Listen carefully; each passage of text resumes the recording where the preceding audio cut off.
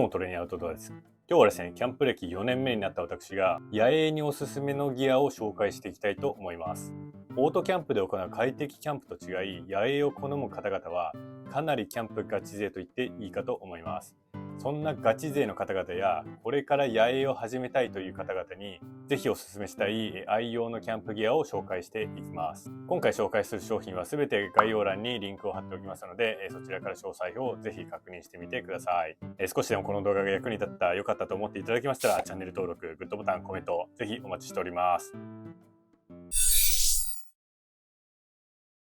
最初に紹介する商品はパスファインダーカンティーンクッキングセットでございます。これカンティーンなのかキャンティーンなのか未だによくわからないんですけど、おそらく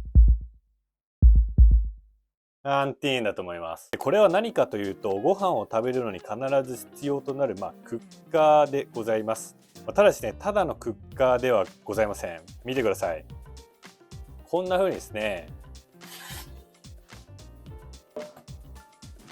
ここをカチャッと開きますと、これが取っ手になりまして、こうですね。でさらにここが外れまして、こんな風に水筒とクッカーと、そして五徳、これを一つにスタッキングできる仕様となっております。もうキャンパーならね、スタッキングっていうことを聞いただけでね、もう脳汁がね溢れ出ちゃいますよね。でこれもう見た目がね、だいぶ年季入った色しちゃってますけれども、これは私が直火で使い倒してこの色になっているので、もともとはこれくらい綺麗でございます。まずはこの水筒から紹介していきたいと思います。野営ではね、水を持参するとね、かなりの荷物になりますよね。現地で水を調達する場合、水筒というのは必需品になるかと思います。こちら内容量が 1150ml で比較的大容量なので、何度も川に水を汲みに行かなくても済みます。ちなみにこの後紹介するビーフリーというろ過装置の容量がちょうど1リットルなので、それとも相性がバッチリでございます。このね、パスファインダーのね、このブッシュクラフトしてる人影みたいなね、非常にかっこいいですよね。さながらグリーンベレー特殊部隊にでも入隊したかのような気分になりますね。裏側にね、デザインに USA って書いてあるんですよ。それがまたかっこいいですよね。しかもこれはですね、このクッカーもそうなんですけれども、直接火に直火にかけることができます。私のかなり使い込んじゃってるので、この真っ黒になっていますけれども、もともとはこれくらいピンピカです。個人的にはね、これくらいの焦げがついてるぐらいが武骨で男心をくすぐりますよね。これちょっとさすがに焦げすぎちゃってるんですけれども、これもちゃんとね、重曹とか使ってすすを落としてあげればすぐ綺麗に戻ります。ちなみにこれ付属のボトルハンガーを購入すれば、こんな感じで木に吊るすこともできますので、ブッシュクラフトの相性も抜群です。もう見てください、この写真もインフルエンサーも驚愕の倍具合ですよね。はい、続きましてはクッカーでございます。ここが取っ手部分になってるんですけれども、このストッパーを外すとこんな感じで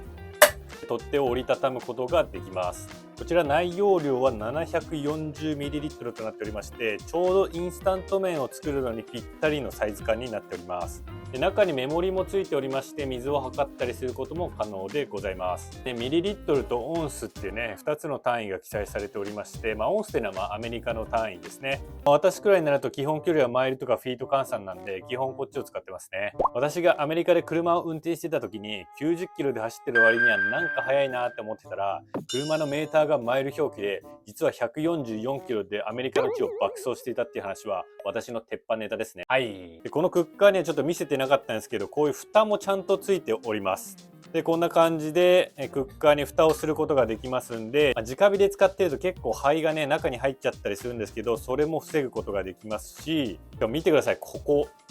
湯切り用のね穴がついてるんですよね。でこれがめちゃくちゃ便利で、パスタを入れた後の汁をささっとね捨てたりだとか、コーヒー飲む時なんかにこっからお湯を出してあげることもできるので、本当にこれねよく考えられて作られてますね。もともとこのパスファインダーっていうのはサバイバル術を教える教室をやってるような会社で、そのあたりの作りはさすがだなという印象です。まだまだこれだけじゃなくて、ご覧の通りですね、五徳までついてるんですね。この五徳がまた面白くて、こっち側がねこんな感じで開いてるので、ここに小さい小枝を突っ込んだりだとか、あるいはアルコールストーブですね、固形燃料をこの下に置いたりして、下側から火をかけてあげて、この上にクッカーを置くと、こんな感じで料理が楽しめるというようなものになっております。で野営とかだとどうしても五徳がないと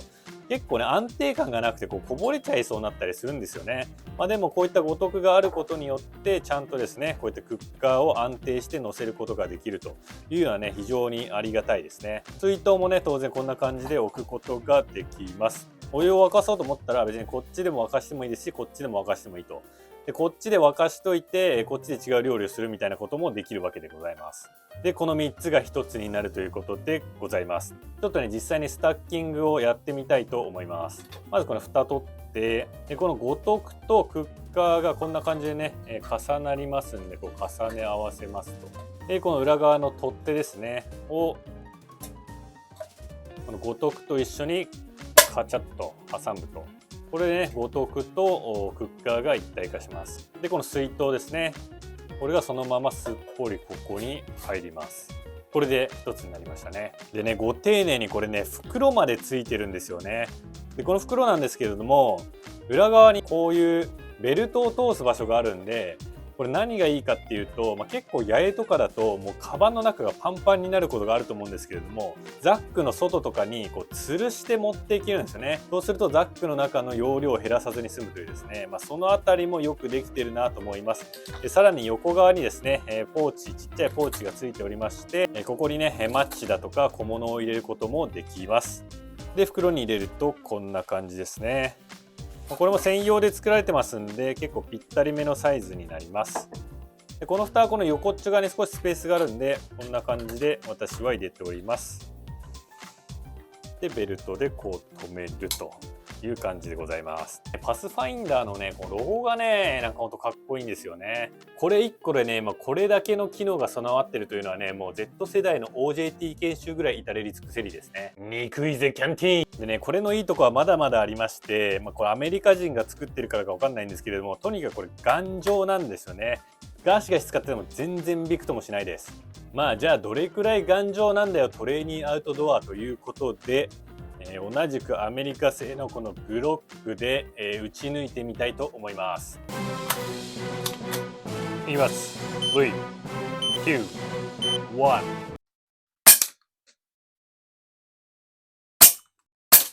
い、ということで一切傷ついてないですね。もうびくともしておりません。私みたいにガサツでめんどくさがり屋の人はギアを車に積みっぱなしっていう人もね結構いるかなと思います。結構車で走ってる時に車内でギア同士が干渉してギアが歪んでしまったりして萎えるってことあるかと思うんですけれどもこいつはね、先ほどご覧いただいた通りですね非常に頑丈なのでそういう心配がないというのも非常に好きなところですね。もうとにかくこいつはですね映える本当に映える。可愛い彼女を毎日パシャパシャ撮ってるリア充男子でも何でもない私が iPhone で撮影してこの映えようなんですから、被写体が良すぎて誰が撮っても映えること間違いなしです。はい、これを一番最初に持ってきたのは言うまでもないです。この圧倒的見た目のかっこよさ、武骨さ、そして利便性を全て兼ね備えているからでございます。最近の値上げラッシュで少しお値段が高くなってきてしまっているので、これ以上高くなる前に概要欄をチェックして購入を検討してみてはいかがでしょうか。でね、きっと今概要欄の URL を開いて、値段を見て、いやちょっと高いなって思ってる方がいるかと思います。でも皆さん、ギアってロマンじゃないですか。もし隣に奥さんや彼女がいて、いやこんなもんは高すぎると言われたらもうそれはく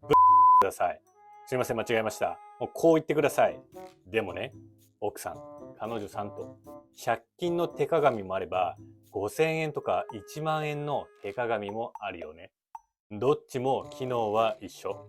そこにあるものを映してくれるだけだと思うんだ。でもさ、1万円の鏡で化粧した方が気分上がらない？今日自分可愛いかも。もっと可愛くなりたいって思わないかい？はい、これでリングを入れます。購入決定です。はい、ということでロマンいっぱいのこのギアなんですけれども1点だけ注意点がございます。先ほどの手順で購入すると漏れなく1万円の手鏡も購入することになります。はい、続いて紹介する商品はリティビッグ Q のグリルでございます。これ今袋に入った状態でございまして中を開けるとこんなものが入っております。このままではですね確かに何にも役に立たない鉄の塊なんですがこれをですねこうしてカチャカチャカチャとやるとこんな感じですね。1枚の板になります。でさらにですね、こんな感じでですね、横にも広がります。そしてこの足の部分ですね、こんな感じで展開させると、はい、あっという間にグリルが完成してしまうわけでございます。でしかもですね、これ足の高さがですね、これ一番低いサイズなんですけれども、こうしてもう一段階ですね、高さを上げることができます。これでね、2番目の高さでございます。でさらにこうして広げると、これが一番マックスの高さということでね、3段階に高さが調整可能でございます。さっき広げておりましたけど、ここの天板の部分もこの状態ですね、小さいまま使用することももちろん可能でございます。でこれ基本的に私直火で使うことが多くて、もういつもそのまま袋にしまってるんで、ちょっと今手汚れちゃってますけれども、こういうまた別の塊が入っておりまして、これ何かっていうと、このグリルをですね掃除するためのものなんですよね。ここの上に直接食材を置いて焼いたりすることもできるんですけれども、そういった時にね、ここの上の汚れが気になるなって時には、これでですね掃除をすることができるというものもちゃんとついております。私は面倒くさがり屋で結構汚いの大丈夫なタイプなんで全然掃除してないんで、こうなっちゃってるんですけれども、綺麗好きの方のためにそういったものもついております。私がなんでこれを購入したかっていうと、先のパスファインダーキャンティーンの時も少しお話ししたんですけれども、やっぱりね、野営で直火でやる時ってどうしてもね、クッカーが安定しないんですよね。木の上に直接置くとやっぱ安定しなかったりしますし、焚き火の火力が落ちてっちゃったりもするんで、そういう時になんかいいものないかなと思って、普段はブッシュクラフトしたりして何とかして対応してたんですけれども、これがあればねその必要もないなと思って、購入をいたしました。でこれ結構マックスの広さにするとそれなりに天板の広さがありますんで、直火なんかの時は火床を大きくして、左側で例えばご飯を炊いて、右側で別の焼き物をするだとか、これがあれば同時調理が可能になるっていうのがキャンプ飯の幅も広げてくれるということで非常に気に入っております。でこのやっぱ足の高さを変えれるっていう機能が直火においてはとっても優秀で、やっぱりその時に落ちてる木とかを使ったりするんで、なかなかね火が燃え上がりきらなかったりだとか、する時もあるわけなんですけども、そういった時にはこの足の高さを短くして火からの距離を短くしてあげる。そうすると料理もすぐ温めることができる。逆に冬場なんかで結構寒くて焚き火を強めにやっている時に関しては、この足をですね高くしてあげて、ある程度火からの距離を保ってあげる、そういった使い方ができるので、これは本当に素晴らしい商品だと思います。これ野営おすすめギアっていう話をしてるんで、基本的に直火前提で話をしてるんですけれども、例えばですよ、野営してる時にでもこういうねちっちゃいねバーナーを使ったりすることがあるかと思います。でもこういうのって結構五徳がねやっぱちょっと心もとなかったりするじゃないですか。そういう時にこんな感じでですね、ガスバーナーを下に置いてあげて、この広い五徳として使うこともできるんですね。実際私このバーナーを下に置いて、この広くなった五徳のところに大きめのクッカーを置いて調理したりすることもあります。私このスノーピークのホーム&キャンプバーナーっていう別のバーナーも持ってるんですけれども、バーナーによってこの高さって違うじゃないですか。でそういう時にやっぱりこの足の高さを変えれるっていうのが素晴らしくて、この一番高い状態だと外のアミカスっていうバーナーがねちょうどいい感じの位置にあるんですけれども、逆にこのスノーピークのホーム&キャンプバーナーだとちょっと火床から距離があるんですよね。そういう時にはこの足の高さを調整してこの2番目の高さにしてあげると、ちょうどいい位置に大きめの鍋とかが置けたりするんですよね。なので直火に特化せずに、こういったガスバーナーとの相性もいいというのが私のこの商品をおすすめする理由でございます。でね、キャンプではもう火もガスも使わないんですね。そんなことを思ったそこのあなた、これは別に食材を直接置いたりしないで上にクッカーを置いているような使い方をしていれば、これね机としても使えちゃいます。私みたいに手入れしてないとちょっと難しいかもしれないんですけれども、手入れしてきれいにしておけばですね、この上に小さなものを置いたりして、机代わりにねこんな感じで使うこともできると。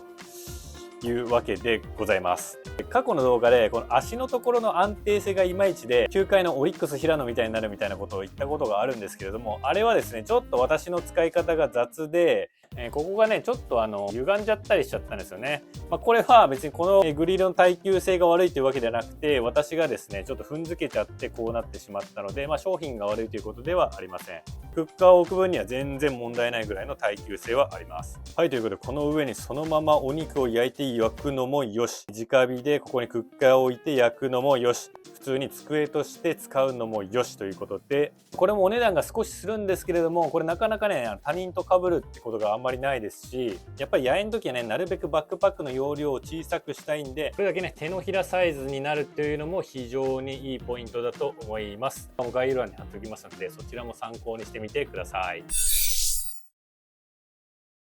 はい、続いての商品はカタダイン B フリーでございます。先ほども申し上げたんですけれども、やっぱり水は重いですしかさばるので、野営では水を持っていくのは非常に難しいです。そんなわけで水を現地でろ過して調達するのに必需品となるのがこのギアでございます。これはですねスイスで作られた商品でございまして、もう世界中で愛用されている、いわば戦場界の大谷翔平といっても過言ではないと思います。でこれ商品自体はこの水を入れるための袋ですねとこのろ過装置で構成されております。でこのろ過装置がなんと水に含まれている微生物を 99.9%、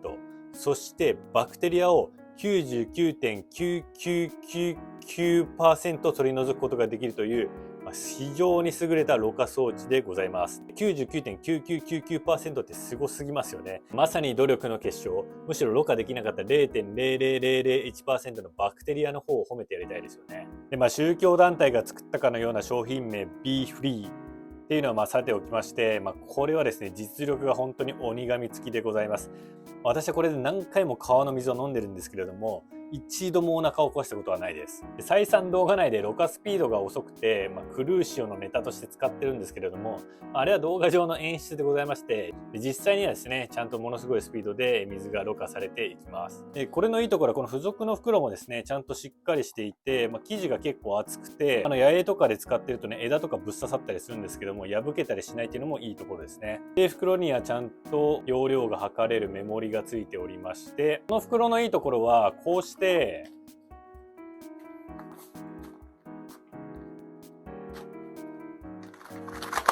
こんな感じですね裏返せるんですよね。なのでこの袋の中って結構汚くなりがちなんですけれども、反対側にして、汚れを落として中を清潔に保つことができるというのも、非常にいい点だと思います。で同じろ過装置で候補に上がるのがやっぱりソーヤーミニというね商品だと思います。そちらねこの付属のバッグがどうやら裏返せないようなのと、少しねパックが安っぽいかなっていう印象を受けます。で他の方の解説動画とかも見たんですけれども、ソーヤーミニよりね B フリーの方がろ過スピードが少し速いようですね。で個人的に一番大きな点はこのフィルターの部分がですねやっぱ覆われてないので、ソーヤーミーとかここがね覆われちゃってるんですけれども、これは穴が開いていて、外部にねさらすことができるので、これ自体が乾きやすくて、非常にやっぱ清潔に保ちやすいというのがいいことだと思います。私結構汚いの気にしない方なんですけれども、さすがにろ過掃除とかはね清潔感が大事だと思いますので、そういった意味ではここがね穴開いててすぐ乾くっていうのはいい部分だと思います。ただ一方のソーヤーミニの方も市販のペットボトルに取り付けられたとか、優れている点もありますので、一応どちらも概要欄に載せておきます。ぜひチェックしてみてください。はい、続きましてはこちらグリップスワニーの G1 でございます。合コンに行くとしょうもない中途半端な盛り上げ役みたいな男が無人島に何か一つだけ物を持っていけるのだとしたら何を持っていきますかっていうしょうもない質問をすることがあるんですけれども、私なら間違いなくこう答えますね。グリップスワニー G1 ですね。見ての通りこれは何かというと、ありとあらゆる作業において役立つ万能な革のグローブでございます。野営ではですね様々な作業をすることが多々あるかと思います。薪を割るとき、木を加工するとき、あるいは熱いものを持つとき、そして筋トレするときですね。確かにですねこれを無人島に持ってったとしてもナイフがないんで薪も割れないですし、火が起こせないので熱いものを持つこともできないんですけれども、アンパンマンを思い出すことができます。私も最初はなんでこんなね、アンパンマンみたいなね、真っ黄色のグローブがね、人気なんだろうってずっと思ってました。ミンクオイルというね、専用のオイルがあるんですけども、それを塗り込むことによって、だんだんこんな感じでですね、味が出てきます。まだ裏側とかね、もっともっとこう、汚していきたいというか、武骨な感じにしていきたいんですけれども、だんだんですね、武骨さが出ていくというような商品でございます。で、やっぱり革製品ってあんまり普段使ったことなかったんですけれども、もう使い込めば使い込むほどですね、自分の手にどんどんフィットしていって、もう唯一無二の存在になっていくんですよね。それがまさにキャンプギアの真骨頂みたいな感じですよね。グローブっていうと一般的には厚いものを持つ耐熱グローブや作業性を重視したグローブがありますけれども、前者は細かい作業がしづらいですし、後者は見た目がいまいちなことが多々あります。グリップスワニーの G1 は耐熱グローブではないんですけれども、ある程度の熱には耐えられますし、細かい作業がですね、本当にね、やりやすいですね。非常に汎用性の高いグローブでございます。おしゃれを学ぶにはまずは真似をすることからとはよく言ったもんで、キャンプ業界だけではなくてあらゆる業界でまずはこれを買っておけっていう商品が存在すると思いますが、これはキャンプ業界におけるまさにそれだと思います。なんでかわかんないですけども、これを持っていると、この人はちゃんとキャンプやる人なんだなっていうような認識になりますね。しかも使い込んで味が出ていれば出ているほど周りからも認められること間違いなしですね。さらに言うとですね、糸のほつれなどにより、壊れた場合ですね、無料の永久保証サービスというのもついてきております。ギアを長く愛用したい方にとってはうってつけの商品だと思います。私は M サイズを使用しておりまして、手のサイズがだいたいこれぐらいなんですけれども、おおよそ成人男性の平均くらいのサイズだとすれば M サイズがいいのかなと思いますけれども、いくつかサイズがございますので概要欄からチェックしてみてください。はい、こちらモーラナイフのガーバーグブラックカーボンでございます。すいません、先ほど嘘をついてしまいました。無人島に何か一つだけ持っていけるとしたら、私はこう答えます。モーラナイフ、ガーバーグだと。野営ではですね、木を加工したりだとか、食材を切ったりだとか、動物と対峙したり、あらゆる場面でナイフが必要になります。これフルタングというですね、刃が絵馬で1枚になっているナイフでございまして、バトニングや食材加工をはじめとするありとあらゆる作業に耐えられるタフなナイフでございます。中二病心をくすぐられるね、この見た目、もうブレードが黒いのがね、めちゃくちゃ活かしますよね。これはあくまで個人的な意見かもしれませんけれども、手に持った時のこの重厚感、そしてこの手のね、フィット感が他のナイフとね、全然違うんですよね。一応ね、これモッシーオークさんのこういったね、ナイフも実は持ってるんですけれども、これだいたい2000円ぐらいなんですけど、これはこれね、普通にバトニングとか使えるんで、問題はないんですけど、やっぱこの持った時のね、この手のフィット感だとか重厚感っていうのが、やっぱり全然違いますね。こう比べると刃渡りの長さ違かったりするんですけども、やっぱり切れ味はね、こっちの方がね、全然上だと思います。やっぱ長時間持っててもね、手が疲れることがないのがね、非常に素晴らしいと思います。一般的に手入れを必要としないステンレス製と違いまして、こちらは手入れが必要となるカーボンなので、めんどくさがり屋にとっては、大谷さんばりに何かと敬遠されがちなんですけれども、ただこれはですね、DLC コーティングと言われるカーボンでも錆びにくいコーティングがされております。ちょっとね、これ詳しいことはよくわからないんですけども、とにかくね、丈夫で錆びづらいということですね。でカーボンってやっぱり切れ味がいい分、ちょっと手入れが大変だったりして敬遠されがちなんですけれども、実際には水に濡らさないこと、それから濡れたら水気をしっかり拭き取ること、たまに研いであげることぐらい気をつけていれば問題ないです。こんな感じでね、一度刃を入れたらもうギコギコはしません。そんなに頻繁に研がなくても個人的に切れ味は問題ないんですけれども、先ほどのグリップスワニー G1 と一緒でですね、愛着を持ちながら長く使いたい場合は、こういったね砥石を購入して定期的に研ぐのがいいかと思います。これ私が使用している砥石なんですけれども、こちらも概要欄に合わせて載せておくので、そちらもチェックしてみてください。ちなみにこれ付属のケースもちゃんとついてきまして、私外しちゃってるんですけど、専用のベルトもついておりまして、こういったところにですね、こんな感じでつけて運ぶことも可能でございます。やっぱりナイフは頻繁に使うことが多いと思うんですけれども、刃が出た状態でその辺に置いとくと危ないですんで、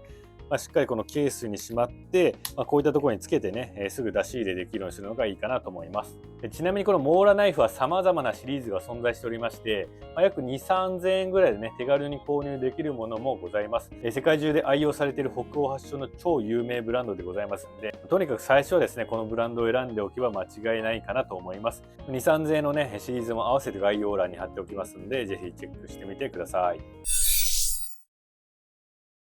はい、続いては高木の楽しみでございます。これ何かというと、折りたたみ式のノコギリでございます。分かっております。これまで紹介したギアがなんか絶妙に高い気がしているのではないでしょうか。続いて紹介するこの折りたたみ式のノコギリは、値段も非常にリーズナブルなので、手軽にギアを購入したい方も必見でございます。八重では薪も現地調達することが多いですけれども、太い木はそう簡単に切ることができませんし、ブッシュクラフトを楽しみたいと考えている場合は、このノコギリは必ず持っていった方がいいと思います。まずはですね、この見た目ですね。もちろん折りたたみ式のノコギリは他にもいろいろありますけれども、他の人気のノコギリとかってね、正直ね、色味がね、絶妙にね、なんか違うなっていう印象があります。ただこれはですね、持ち手の部分がこうオリーブ色になっていて、自然にも非常にマッチしますし、ブレードの部分がモーラナイフ同様黒くなっているところもかっこいいですよね。さっきからね、見た目の話ばっかしてるんじゃないかって思われている方もいるかと思うんですけれども、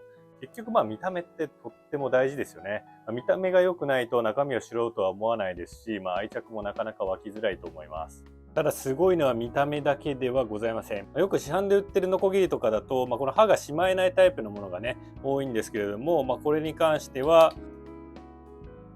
こんな感じで折りたためますんで、コンパクトにもなりますし、刃が出てないので、安全に持ち運びすることができます。さらにこれは2段階で刃の角度が調整可能です。これが最初の1段階目で、ここボタンを押しながら刃を持ち上げると、これが2個目の角度になります。結構ね、野営で木を切ってる時とかって、場所が悪かったりするんで、角度がつけれる機能があった方が、木が切れやすかったりする場面っていうのが意外とあったりします。いつもこのノコギリはですね、動画内で女性視聴者へワイルドな姿をお見せしてアピールするのにたくさん使わせてもらっております。ノコギリを使って切る経験なんて小学校の図工でやった以来の私だったんですけれども、そんな私ですらご覧の通りですね、一度刃が入ったらもうギコギコしまくりです。正直他のノコギリはあんまり使ったことがないのでわからないんですけれども、ここまでたくさん使ってきて、切れなかったものはないですし、刃こぼれしたことも一度もないですね。そして、何よりここまで皆さんが思っている通りですね、これまで紹介したキャンプギアは少しね、お値段が高いものが多いです。ただこれはですね、これまで紹介してきた商品の中でもダントツで安いです。私は皆さんのように限界社畜サラリーマンにとってコスパがいいというのは大正義ですよね。ちなみにこのパラコードもついておりまして、ぶら下げたりすることも可能でございます。てなわけで、斧はちょっとまだ早いかな、でも野営で木を切ってみたい、薪を作ってみたい、ブッシュクラフトしてみたい、ワイルドな姿を見せて女性にアピールしたいという方に、うってつけの商品でございます。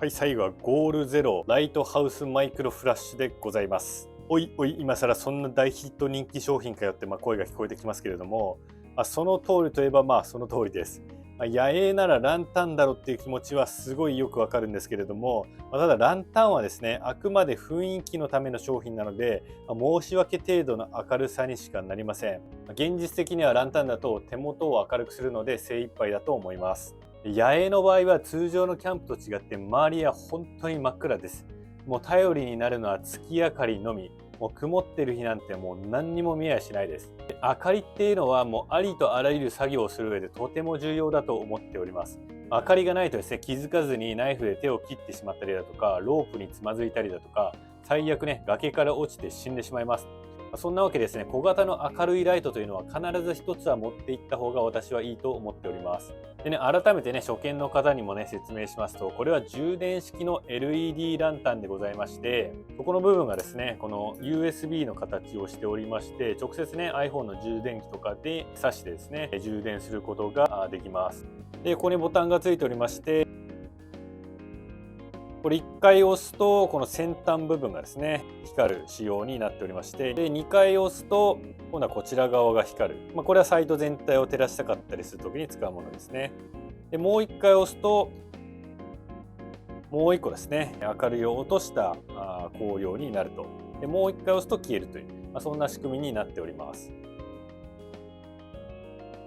でこの一番上の部分にですね、バッテリー残量が青い光4つで表示されるようになっております。基本的には全体を明るくするためにこのライトを使用しているんですけれども、これね、懐中電灯のね、この機能ですね。この機能がとっても便利でございまして、真っ暗な森をですね、ちょっと移動したりする時っていうのはどうしてもあると思うんですけれども、そういった時にもこれだと本当に遠くまで照らせて安心感がとてもあります。でこの上の部分にですね、こんな感じでフックがついておりますので、近くの木だとかテントに吊るすこともできます。私はよくですね、バンドックのソロベースにですね、こんな感じで使用しております。なんといってもですね、何よりですね、これはもう軽くて小さい。私の手のひらがこれぐらいなんですけれども、手のひらに収まっちゃうぐらい小さいですね。野営においてですね、軽くて小さいっていうのはやっぱり正義ですね。椅子やテーブルだとかはブッシュクラフトで最悪作ることができるので、家に置いてきてもいいんですけれども、さすがの私でもですね、電気を作り出すことはできないです。なのでこれはかさばらないですし、とりあえずこれを1本持って行っておけば安心して野営が楽しめると思います。これはですね、一時人気すぎても購入できなかった時期があったこともありまして、私は模倣品をですね、2種類も買ってしまいました。で確かに値段は安いんですけれども、結局ね、光量がいまいちだったり、電池の持ちが悪かったり、いらないライトの機能がついてたりして、青いライトが消えなかったりだとか、いろいろ気になる点が多いので、結局買い替えることになるなら、最初からゴールゼロやっぱ買った方がいいのかなと私は思っております。一応ですね、模倣品も含めて概要欄に載せておきますので、ぜひ確認してみてください。これは需要があればですね、いつかね、この比較動画なんかをね、今後出したいと思っております。野営といえばランタンという気持ちは私も非常に分かりまして、実際私もデイツのね、ハリケーンランタンというのを持ってるんですけれども、できれば安全の確保という意味で、アルコールランタンを1つと別で今みたいな LED のね、明るいライトを1つは最低限持っていくのがいいかと思います。はい、というわけで野営おすすめギア7選を紹介してきました。皆さんいかがでしたでしょうか。野営はですね、普通のオートキャンプと比べて、ハードルが高い分ですね、より自然を味わうことができるかと思います。ぜひ今回の商品を参考に野営を楽しんでいただければ幸いでございます。この動画が少しでも役に立った、参考になったと思っていただけましたら、チャンネル登録、グッドボタン、コメント、ぜひよろしくお願いいたします。また今回紹介した商品は全て概要欄にリンクを貼っておりますので、気になるものがありましたらそちらから細かい商品情報を確認してみてください。ご視聴ありがとうございました。それではまた次の動画でお会いしましょう。